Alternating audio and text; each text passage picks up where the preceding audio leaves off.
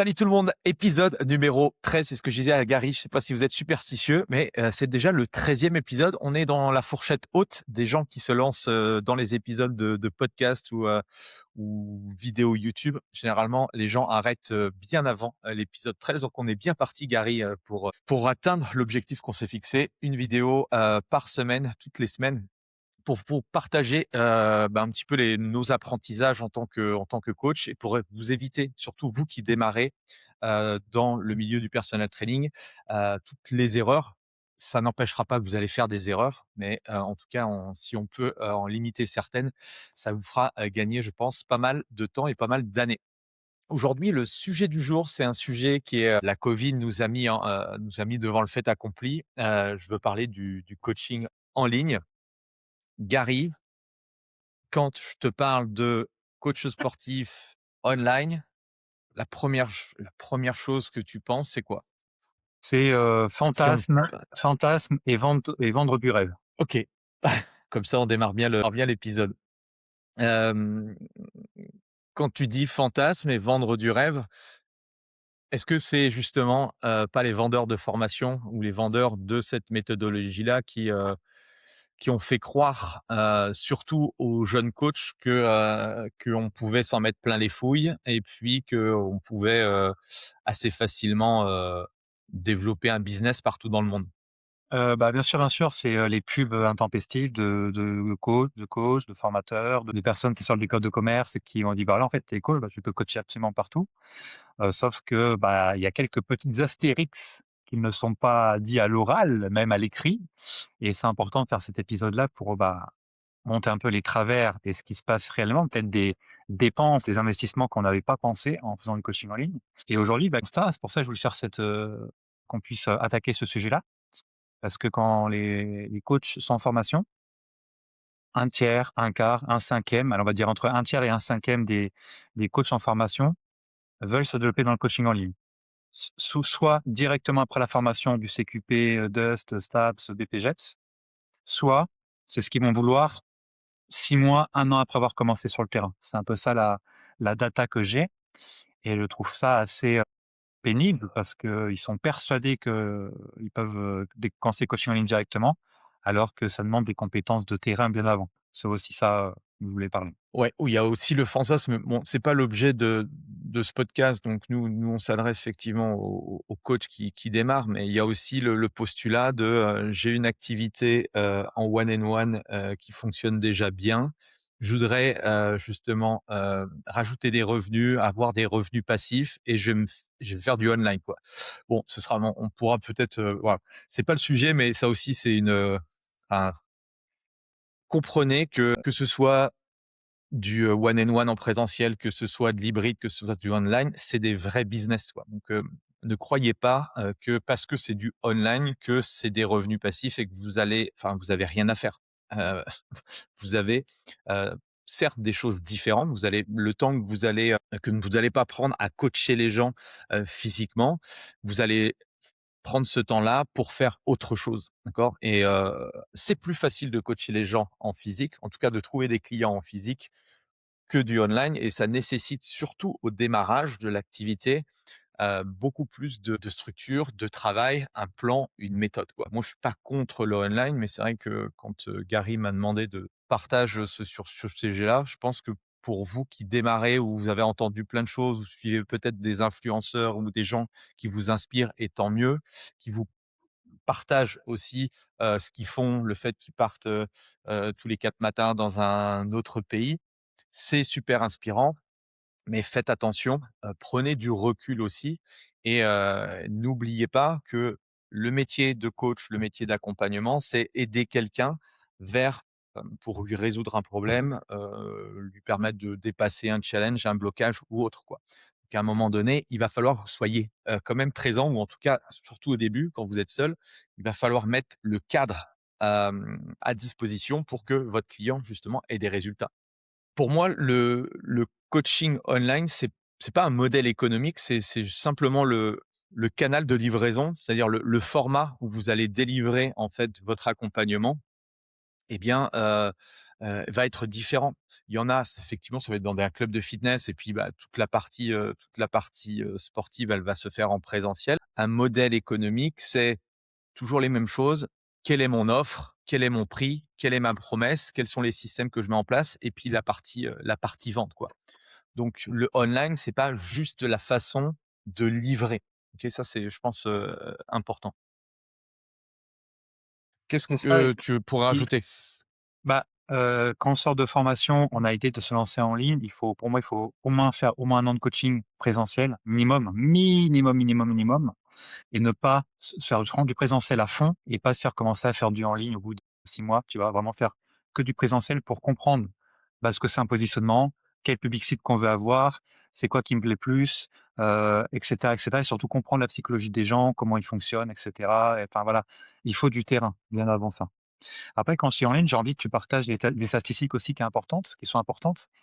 Hem, on a peut-être déjà parlé, mais combien de fois il faut qu'une personne tombe sur une pub de toi pour qu'elle puisse passer à l'action? Il faut beaucoup. À l'époque, c'était 2-4. Aujourd'hui, c'est 8-10-12 fois, avant, justement de commencer à t'intéresser à la personne et je te parle même pas de quand la personne elle va devenir client. Généralement les statistiques, c'est, 15 vont devenir clients chez toi, au bout de 3 mois et puis, 85 entre, 3 mois et 2 ans, quoi. Donc, tu vois que c'est pas si évident que ça et c'est pour ça que, bah, si on reprend, comment nos parents faisaient du business avant internet, c'était dans les connexions, connexions, humaines, ils se bougeaient, ils sortaient de chez eux, ils allaient connecter avec des gens, ils allaient discuter. Fondamentalement, business, en tout cas, le business de l'accompagnement, c'est un business d'humain, quoi. On le dit à chaque épisode. Si t'aimes pas les gens, ne fais pas ce business. Si tu veux pas parler avec des humains, ne fais pas ce business parce que, bah, du coup, tout est relié là-dessus et je te parle même pas de notre métier quand, il faut comprendre un petit peu les comportements des gens. Les gens n'ont pas de résultats pas parce qu'ils savent pas faire de squat, c'est qu'ils ont pas les bonnes habitudes ou ils ont des schémas mentaux qui leur empêchent effectivement, après une séance, bah, ils détruisent leur séance, ils vont, s'acheter un McDo, bref et tout ça, c'est de l'humain, quoi, c'est connaître l'humain. Donc à la base, c'est sûr que plus tu vas avoir de points de contact avec les gens, nous, pourquoi on fait des épisodes de podcast, on fait des formats longs et cetera, c'est pour qu'à un moment donné, bah, vous nous découvriez. Vous allez tomber la première fois sur nous, vous allez dire: «C'est qui encore ces 2 là, ces mecs qui parlent de business, qui essayent de me vendre des trucs».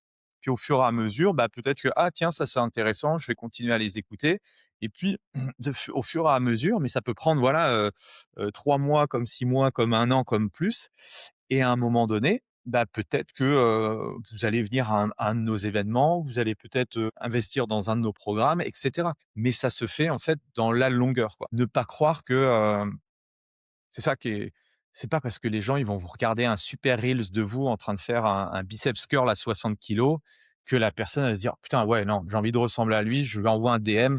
Comment je fais pour prendre ton accompagnement à 3 000 €?» quoi. 2026, là, à l'heure où on tourne, bah, justement, c'est dans 2 jours, je fais mon week-end mastermind à Annecy et la première masterclass que je vais leur, partager, c'est sur le futur du coaching et justement, je parle de ça, c'est qu'aujourd'hui, on est dans une récession de confiance. Ça veut dire quoi? Ça veut dire que les gens aujourd'hui n'ont plus du tout confiance. Même si tu es bon, même si tu montres patte blanche et cetera. Tu vois, dans le groupe, et heu, dans mon groupe, WhatsApp et merci d'avoir rebondi, là-dessus Gary, je te le dis, hein, parce que je te l'ai pas dit, mais il y avait un coach qui partageait qu'il s'était fait avoir parce qu'il avait investi, 5 000 €, et cetera et du coup, bah, forcément pour réinvestir de nouveau, bah, c'est compliqué. C'est exactement la même chose dans la perte de poids. Vous avez sans doute eu ou peut-être que vous aurez aussi des gens qui vous disent: «Ah ouais, mais moi attends, j'ai déjà eu un coach, j'en ai repris un autre, ça a été la catastrophe, machin», donc en fait, aujourd'hui et encore plus sur internet, vous avez des pubs, vous êtes marketé, de plein de personnes. On ne sait plus qui croire, quoi. Donc il faut montrer patte blanche et pour montrer patte blanche, il faut du temps. Voilà, Et puis il faut je te aussi, je laisse, pense, ouais. oser montrer son pédigré, tu vois? Quand ça fait 25 ans que tu es dans le domaine, bah, faut le dire tout le temps. Enfin moi, c'est ce que je ferais si j'avais 25 parce que personne n'a ça. Personne n'a ça. Personne n'a, fait X Mmh. euros de milliers de chiffre d'affaires, par an. Personne n'a été, du petit coach, court Cole Smith et puis après, manager, puis après ça, tu vois? Toi, tu devrais faire beaucoup plus de storytelling même si, ça a pas l'air d'être ton truc, tu vois? Mais il faut que tu pousses parce que 25 ans, hein, tu peux pas te rattraper 25 ans. Ouais, ouais, c'est sûr. Non, mais si on met le parallèle avec justement les jeunes coachs qui nous Ouais. écoutent, c'est ça, c'est que vous allez construire progressivement, du coup, bah, ce qu'on appelle la marque personnelle, votre personal branding et ça voilà, ça prend du temps et c'est sûr que, si vous êtes à Dijon comme moi ou à Annecy, là, aujourd'hui où je suis, et que, je veux aller chercher, la francophonie et aller chercher des gens, par exemple du Canada et que je sors, de mon CQP ou BPJEPS, c'est pas en deux trois posts, Instagram, et même en faisant de la publicité que je vais avoir de l'attraction. Ah, j'ai envie de savoir aussi un chiffre pour les gens qui les écoutent. Il y a un autre chiffre dont tu as parlé qu'il fallait maintenant, il fallait, aller, moi j'aime bien faire salle versus en ligne. En salle, on va dire aller entre 24 et 24 heures et une semaine, bah, tu as un prospect, tu passes de inconnu à, mon client, j'ai vendu du coaching. En salle, c'est, très rapide. Par contre, en ligne, c'est ça que les gens, ils ont du mal, comme tu disais, c'est entre 3 mois à 2 ans, sur 85 des gens. 3 mois à 2 ans, je sais pas si vous vous rendez compte, tout en faisant de l'organique, donc des créations de contenu qu'on est en train de faire maintenant, donc de l'organique, de façon répétée, très répétée, une fois par semaine, 2 fois par semaine, 3 fois par semaine et cetera, avec des contenus de ça, de ça, de ça, de ça, donc vraiment une stratégie, un plan bien défini et aussi et ou avec des ads, donc des publicités dans lequel il faut mettre un billet de plus en plus gros parce que le coût par lead, le coût par prospect est de plus en plus haut. Est-ce que toi aujourd'hui tu connais environ une fourchette, le coût d'acquisition pour un prospect? Donc c'est-à-dire qu'il passe, je découvre ta pub, je mets un billet chez toi. Dans le fitness, est-ce que tu as une fourchette? Déjà, il y a avant de revenir sur les coûts publicitaires, il y a aussi un chiffre, tu vois, dans le mastermind où je suis en tant que client, là, pour le coup, tu vois, notre target, notre objectif, c'est que, nos prospects écoutent 7 à 9 heures de contenu. OK. Aujourd'hui, il faut, et de plus en plus, alors après 7 heures, 9 heures, 5 heures, on s'en fout, mais c'est pour vous dire que en fait, il faut que votre prospect soit immergé dans votre univers, pour que peut-être, et je dis bien peut-être, ils deviennent clients, quoi. Donc vous imaginez 7 heures de contenu, si tu fais des reels de 30 secondes, ça nécessite que la personne, elle regarde beaucoup de reels de toi. C'est pour ça que le format long, bah, on adore avec Gary parce que ça permet, voilà, d'approfondir, la discussion. Enfin, moi, j'ai jamais aimé, je suis pas issu de cette école-là, mais voilà, la version en 30 secondes, amener une information en 30 secondes pour essayer de comprendre, voilà, c'est difficile. C'est pour ça que j'aime beaucoup ces formats-là où tu prends le temps de discuter, d'approfondir et d'aller loin. Donc ça, c'est la première chose. La deuxième chose, après, en termes de coût d'acquisition, ça va dépendre de beaucoup de choses. La finalité, en fait, quand tu commences à faire de la publicité, c'est, le coût par lead, on s'en fout parce que, tu peux avoir des coûts par lead à 1 ou 2 euros. Un lead, c'est une personne qui a, par exemple, laissé sur une mailing list son adresse email ou, par exemple, adresse email et peut-être numéro de téléphone. Bon, à chaque fois qu'une personne tombe sur une page de capture, rentre, leurs coordonnées, bah, par rapport au total de publicité, tu peux savoir effectivement, à chaque fois que tu mets 100 euros dans la machine, combien tu récupères de prospects.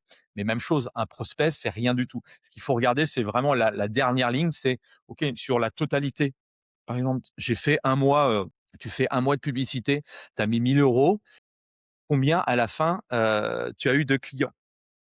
Si tu as eu un client et tu lui as vendu un programme, ton programme d'accompagnement à 2 000 € par exemple, bah, là, en fait, tu peux dire si ça vient bien de la pub. Puis après, même chose, c'est bien plus complexe parce qu'il y a des gens, peut-être qu'ils ont été dans ton funnel pub, mais ça fait peut-être, 3 à 6 mois qu'ils écoutent, ta chaîne YouTube ou ton podcast et cetera. Donc c'est difficile vraiment de savoir. Mais bon, l'idée c'est d'être présent, tu vois? C'est d'imposer et à chaque fois, c'est un peu comme, la marque Coca-Cola. Quand on viendra, comme la marque Coca-Cola, on sera très, très fort. Mais c'est un peu il faut essayer d'être partout. Même chose, je reviens au début, quand tu es jeune coach, tu te concentres sur un seul média et puis tu bourrines sur ce média-là, ça sert à rien de faire tous les médias. Mais plus tu vas être, présent dans la tête de ton prospect, plus tu as des chances et de très grandes chances à un moment de devenir, que la personne devienne cliente chez toi, quoi. Donc j'ai pas forcément de de de stats, en coût par lead, coût par prospect et après, avoir une personne en rendez-vous, ça te coûte, sur du online, ça peut te coûter, 200-300 €, quoi. Donc forcément, si tu vends des petits programmes à 17 €, tu es pas du tout rentable et c'est pour ça que, faut faire attention à la publicité. Tu vois, dans mon mastermind, ils sont très pub, très pub, très pub. Faut faire attention dans le sens où alors, quand tu mets 5 €, bon, OK, il va pas se passer grand chose si tu veux. Mais quand tu commences justement, quand ta source, principale d'acquisition, c'est que la publicité, bah, il va falloir que tu mettes beaucoup d'argent et le problème, c'est que, là, ça va nécessiter de maîtriser ces chiffres, quoi. Donc, ouais, on pourra en parler pendant longtemps de ça, de la pub, mais peut-être qu'il y a voilà, on pourrait Justement, aussi, c'est pour faire un parallèle on parce voudrait qu'un aussi coach qui partager démarre, autre chose. c'est ça, un coach qui démarre, si tu veux, il va se dire: «Ah, flemme de payer un loyer à 700 €, je vais faire du coaching en ligne, comme ça j'aurai pas à payer une forte somme, d'argent comme ça», en fait. C'est ça le parallèle que je voulais faire, que les gens ils vont dire: «Ah là là, Oui, c'est oui, c'est bien. une salle de muscu, une salle de fitness, un Basic-Fit par exemple, comme ce qu'on peut proposer et en ligne en fait, bah, je vais faire des économies, quoi». Qu'est-ce que tu veux dire à un coach comme ça? Mais ce qui est bizarre, c'est que tu es bien d'accord avec moi, quel que soit le modèle, le plus difficile, quand tu démarres, c'est d'avoir des clients. En fait, le online, c'est beaucoup plus difficile d'avoir des clients, quoi. Je l'ai répété encore, hier, c'est que, tu vas je sais pas, heu, qui c'est qu'on peut aller chercher? J'accompagne les gens à tous ceux qui ont des problèmes de dos et cetera. Bon, bah, la question c'est, je vais éviter de me faire des vidéos, pour le mal de dos avec, mon foam roller ou ma petite balle. Je suis à Annecy, je prends le bottin ou, je prends Google Maps, je regarde où est-ce que sont les personnes qui pourraient avoir mal au dos, il y a peut-être des voilà, des espaces de kiné, des ostéos, je vais aller, je sais pas, il y a sans doute des endroits aussi où je pourrais trouver des gens potentiellement qui ont des problèmes de dos et je vais connecter en fait avec tout un tas de gens. Je vais essayer de voilà, je vais appeler les gens et je reviens au tout début, c'est la connexion humaine, quoi. Parce que s'il faut que tu attendes que tes posts, sur les problèmes de dos commencent à à avoir de l'attrait, bah, tu vas attendre très, très, très longtemps avant d'avoir, tes premiers euros, quoi. Et puis surtout, tu vas devoir mettre plusieurs centaines d'euros au fur et à mesure, tous les mois pour pouvoir avoir des leads et de l'acquisition. Donc c'est pas, tu passes de 700 à 0, hein, pas du tout, hein. Et tu as des personnes, ils mettent beaucoup, beaucoup, beaucoup par jour. Donc par mois, ça peut faire un sacré, et ça, on le dit ça on n'en parle jamais. Les coachs, ils pensent que c'est de l'organique à chaque fois. Donc bon courage pour l'organique et la publicité, va plus vite et il faut payer. Il faut payer et de plus en plus cher et les posts de plus en plus précis, très travaillé avec un hook ou pas. C'est une science qui est inexacte en plus, la publicité.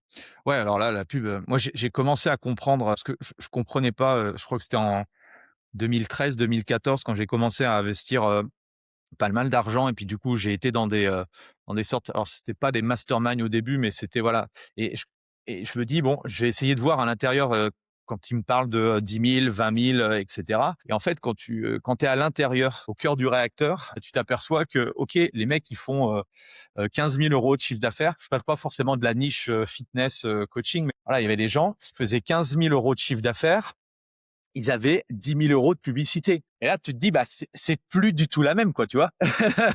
Donc, c'est ça aussi, il faut faire attention un peu. C'est à celui qui a la plus grosse, mais il faut regarder un petit peu. C'est pour ça que la métrique chiffre d'affaires, elle est bon, elle est intéressante. Mais tu as bien compris que si tu fais 15 000 et puis tu fais 10 000 de pub, tu as des trucs, des charges, des machins, les impôts, tu fais 15 000 du coup, de charges. À la fin, il y a marqué zéro, hein, dans la ligne bénéfice. Donc, faut faire aussi attention à tout ça, quoi. Et celui qui est, mon mentor là aujourd'hui dans le mastermind, c'est à chaque fois, il dit: «Ne croyez jamais les chiffres sur internet, quoi». Il y a très peu de personnes qui disent la vérité parce que tu peux dire n'importe quoi aux chiffres, donc faut faire vraiment très attention à tout ça. Et c'est vrai, faut pas oublier que les Donc gens oui, mentent. attention à la poule aux œufs d'or.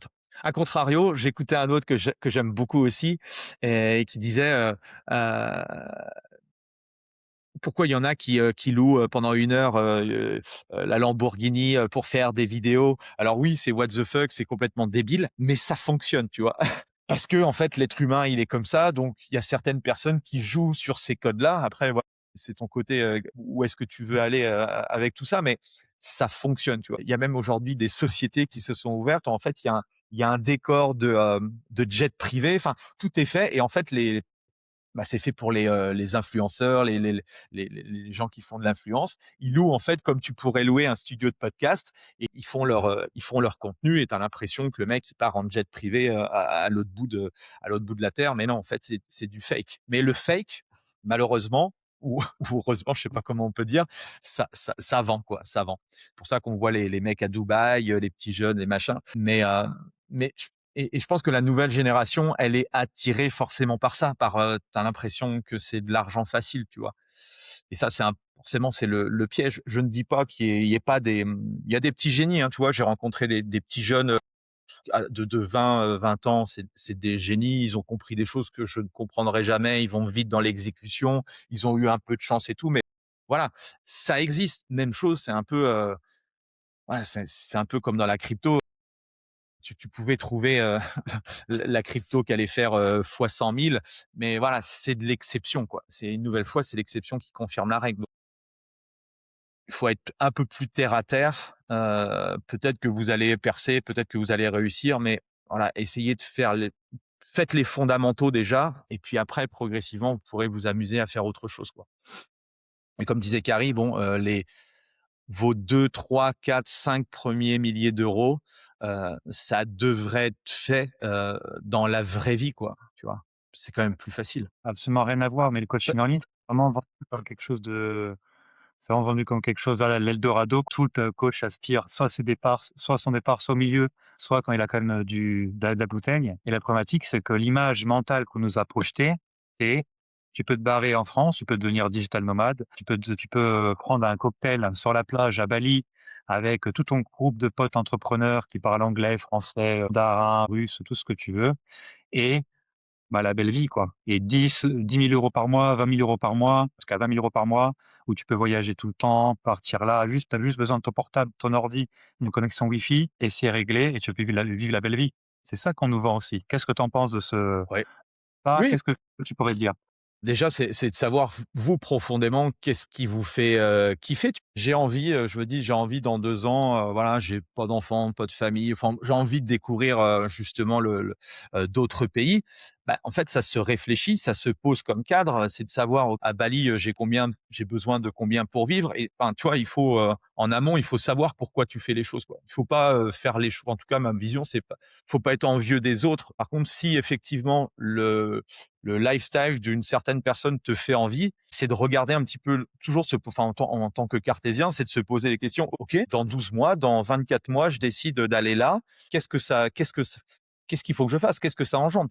Tu peux pas partir où tu dis, voilà, hop, je quitte tout et puis ça va marcher. Je vais prendre le programme d'un influenceur et puis je vais faire mes 10 000 € en 90 jours. Non, ça fonctionne pas comme ça. Il y a peut-être une nouvelle fois des gens qui ont réussi, mais la grande majorité, c'est pas tout à fait ça. Le digital nomade et surtout pour le coaching, ce qu'on dit pas aussi, c'est que, moins tu as de présentiel, plus il va falloir cadrer ton accompagnement pour que, la personne, elle puisse passer à l'action. Parce que la difficulté dans l'accompagnement et le coaching, une nouvelle fois, que tu vendes de la santé, du business ou autre, c'est que les gens fassent le protocole que tu vas leur demander de faire pour qu'ils aient des résultats. Et donc, il va falloir que ton offre, elle soit c'est beaucoup plus difficile de structurer une offre, hybride online qu'une offre, présentielle. Tu vois? Quand tu vois, par exemple, tes clients toutes les semaines, bah, tu as le visu, tu vas leur poser des questions et cetera. Quand tu quand tu les vois pas physiquement du coup, bah, si tu as pas mis en place, certains process, si tu as pas fait en sorte que le client respecte en fait, ton système d'accompagnement, bah, la personne, elle va vite, décrocher et du coup, bah, va décrocher à part de résultats et elle, au bout de 3 ou 4 mois de ton accompagnement, elle va te dire: «Bah, c'est bon, j'arrête, c'est pas fait pour moi, quoi». C'est sûr, puis après Il y a un autre truc aussi. les formateurs dans ce cadre-là, qui forment surtout à ça, ils aiment bien aussi faire les études du cas, les témoignages, les avis, tout ça, mais ils prennent toujours, j'aime bien le terme du coup de réussite ordinaire. Souvent ils vont moi je pars du Ouais. principe que je fais en sorte de récolter 100 des avis, 100 témoignages pour que justement tout le monde puisse s'identifier à des profils vraiment différents. Sauf que beaucoup de formateurs, surtout notamment sur le coaching en ligne, enfin le coaching en ligne au global, hein, de formateurs ou des mentors, enfin peu importe, ils vont se focaliser, ils vont mettre le zoom sur quelqu'un qui aurait réussi potentiellement même sans la personne et ils vont prendre ça, ils vont le torcher, le mettre partout, partout, partout, partout, alors que, bah, il y a des qualités que les autres n'ont pas, il y a des choses, un passif que les gens n'auraient pas, et cetera, et cetera.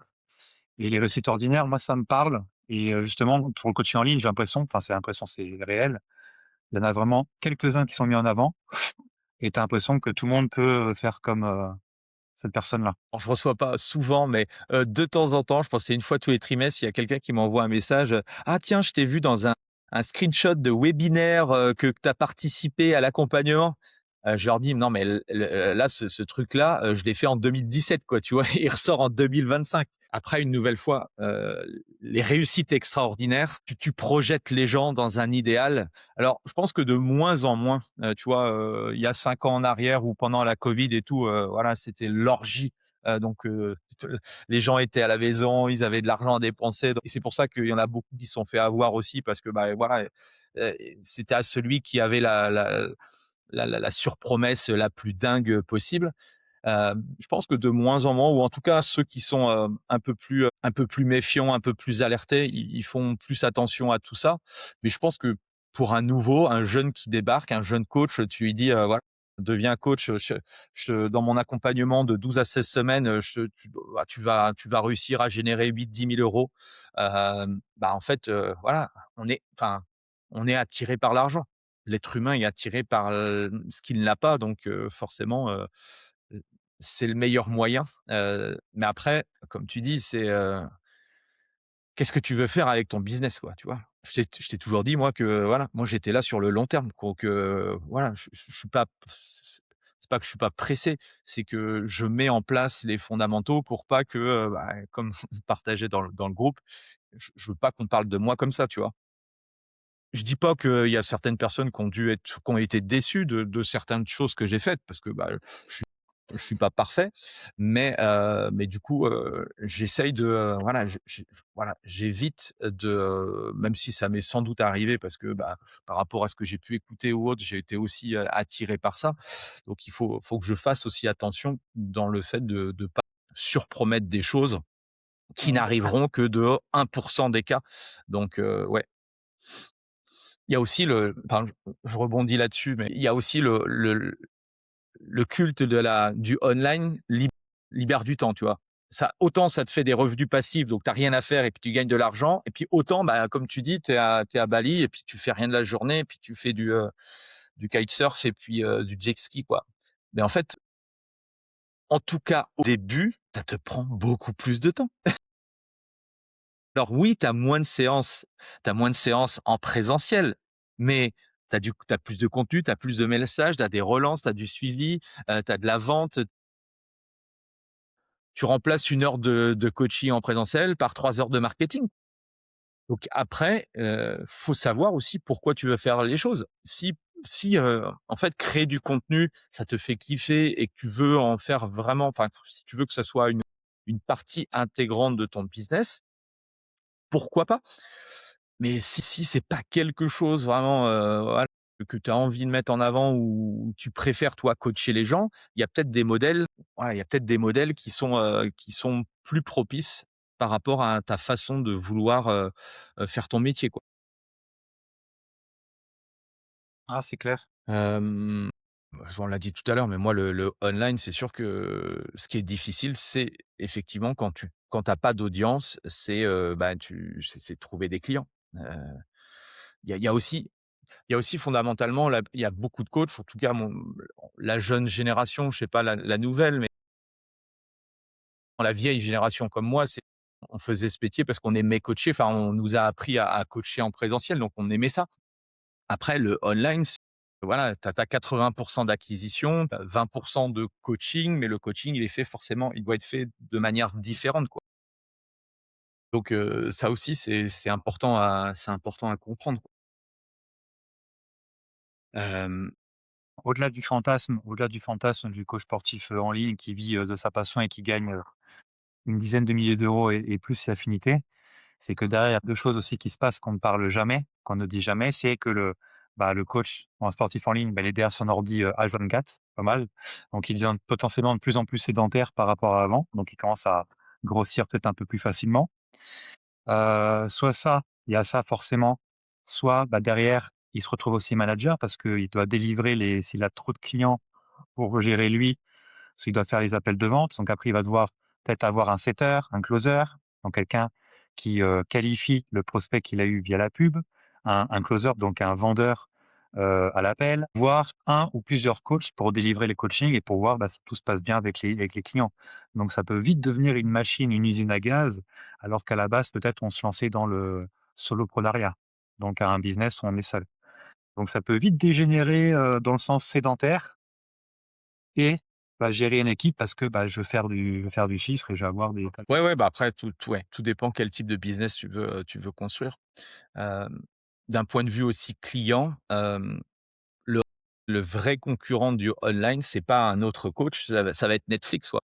Parce que, à distance, ton client, il est chez lui, quoi. Donc, entre la fatigue, la distraction, les enfants, les séries, le boulot, si tu as pas de système d'accompagnement, qu'on nous apprend pas en formation, bah, le client, il va abandonner, quoi. Donc le principal, ennemi du coaching online, c'est le canapé. Bah, quand tu as Ginette tous les mardis à 18 heures, bon, tu vas reconnecter, tu peux éventuellement, heu, remettre en place certaines choses. Bah, le online, si tu vois jamais la personne, c'est beaucoup plus compliqué, quoi. Si, où il y a des coachs qui veulent, passer online pour fuir la vente.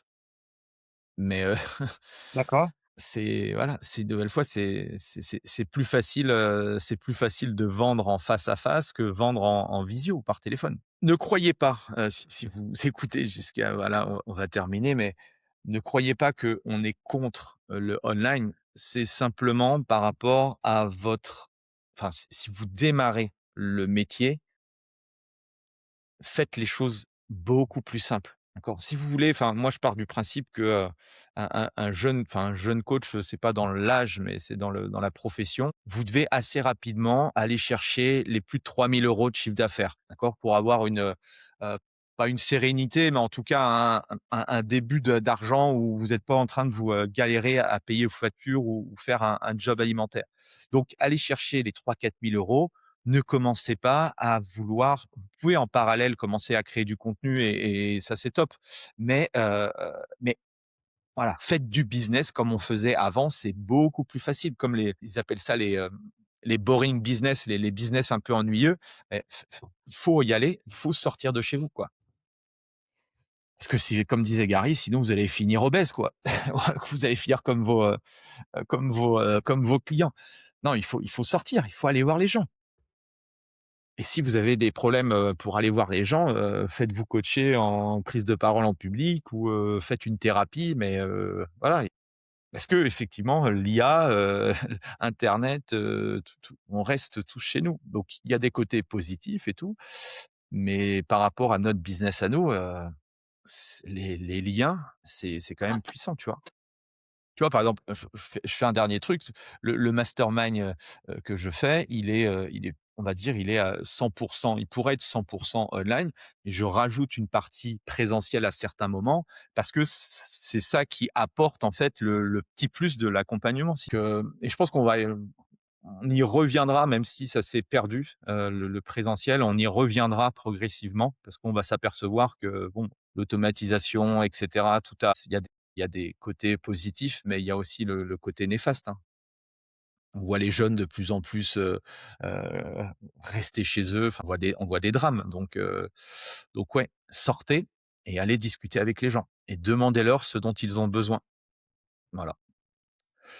Merci Gary, en tout cas, c'était un super épisode. Continuera peut-être, je sais pas si, la semaine prochaine on reparlera dans online, mais il y a voilà, il y a plein de choses aussi qu'on vous partagera sur tout ça. Donc restez bien, connectés.